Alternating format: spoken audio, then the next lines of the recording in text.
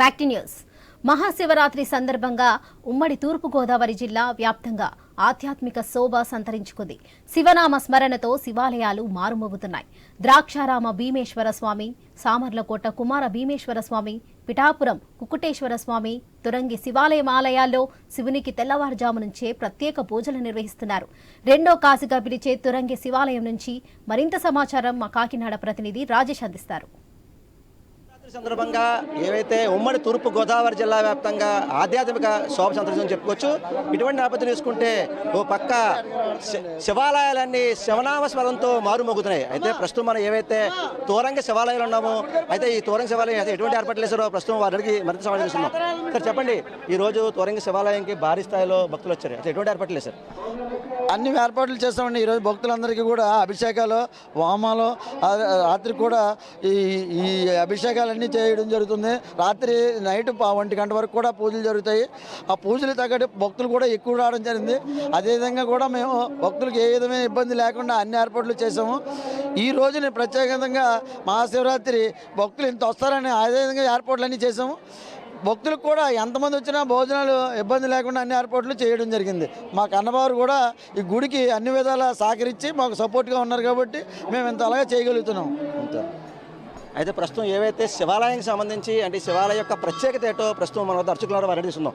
చెప్పండి, అయితే ముందు ప్రధానంగా చూసుకుంటే ఈ యొక్క తోరంగ శివాలయానికి ఇంత భారీ స్థాయిలో భక్తులు రావడం, అంటే ఈ ఆలయ ప్రత్యేకత ఏంటి? ఇక్కడ స్వామివారి విషయమనగానే త్రేతాయుగంలో శరమందుల వారు అన్యవాసం చేయనప్పుడు సీతాయ కోరికపై బంగారు మాయలేని భద్రాచలం నుంచి ఇంతవరకు వచ్చి ఈ క్షేత్రానికి వచ్చేసరికి విశేషించి బాణం సంధించను. పిమ్మడ బ్రహ్మరాక్షుడు మారీషుడు నిజరూప దాల్చి మరణించను. బ్రాహ్మణ హత్యా పాప నివారణార్థం సైతలింగాన్ని స్వామివారి స్వయంగా తాను చేతులతో దాన్ని ప్రతిష్ఠించి అభిషేకం చేసుకెళ్లారండి. ఇక్కడ స్వామివారికి విష్ణుదేవనగా ఇక్కడ ఎన్ని సకరేణులు అయితే ఉన్నాయో అన్ని శివలింగాలు సమానం అండి. అదొకటే కాకుండా స్వామివారు అమ్మవారి ఇక్కడ ఏకవిడ మీద విరాజిల్లుతుంటారండి. ఇక్కడ ఇంకోటి ఏంటంటే విష్ణుదేవి చిన్నకాశీగా విరాజిల్లడానికి గల కారణం ఏమనగా వెనకాల శ్మశాన వాటికి ఎదురు కోనేరు ఉన్న దేవాలయాలు చాలా అరుదుగా ఉంటాయండి. అందులో ఇది ఒకటి. ప్రధానంగా చూసుకుంటే ఈరోజు శివరాత్రి సందర్భంగా రాత్రి మెయిన్ అంటే శివరాత్రి రాత్రి ప్రత్యేక పూజలు చేస్తారు. ఎటువంటి ఏర్పాట్లు సార్? ఇక్కడ శివరాత్రికి ప్రత్యేక పూజలు ఏమనగానంటే స్వామివారికి నైట్ లింగోద్భవ కాలంలో గత 3 సంవత్సరాలుగా గంధం విభూతులతో అలంకారం చేయడం జరిగింది.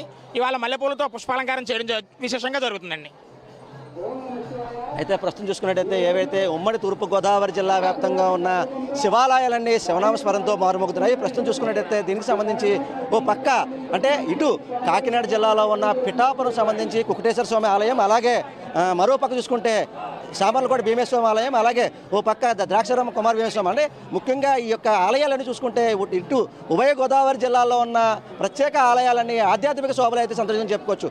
అయితే దీనికి సంబంధించి ఓ పక్క శివాలయాలన్నీ ఉదయం నుంచి తెల్లవారుజాము నుంచి ఓ పక్క శివనామస్మరణతో మారుమోగుతుందని చెప్పుకోవచ్చు. ప్రస్తుతం చూసుకుంటే ఏవైతే కాకినాడ జిల్లాలో ఉన్న తోరంగి శివాలయంలో అయితే ఉదయం నుంచి ఒక శివనామస్మరణతో అయితే మారుమోగుతుందని చెప్పుకోవచ్చు. అయితే ప్రస్తుతం చూసుకుంటే అంటే ప్రధానంగా చూసుకుంటే ఉదయం నుంచి ఎటువంటి భక్తులకు ఎటువంటి అసౌకర్యం కలగకుండా పూర్తి భద్రతా ఏర్పాట్లు చేసి చెప్తారు. మరోపక్క చూసుకుంటే ఏవైతే తోరంగి శివాలయం సంబంధించి తోరంగి శివాలయంలో అంటే కాశీలో ఏవైతే ఓ పక్క వెనకాల శ్మశాన వాటిక మధ్యలో ఆలయం, అలాగే ఎదురు కోనేరు, అంటే దాని ధీటుగా అయితే తోరంగి శివాలయం కూడా ఉంటుందని చెప్పి ఇక్కడ ఎవరైతే అచ్చులు చెప్పి పరిస్థితి కనబడుతుంది. ఇది కూడా తాజా పరిస్థితి. కెమెరా పర్సన్ సురేష్తో రాజేష్, ఐ న్యూస్, కాకినాడ జిల్లా తోరంగి శివాలయం నుంచి.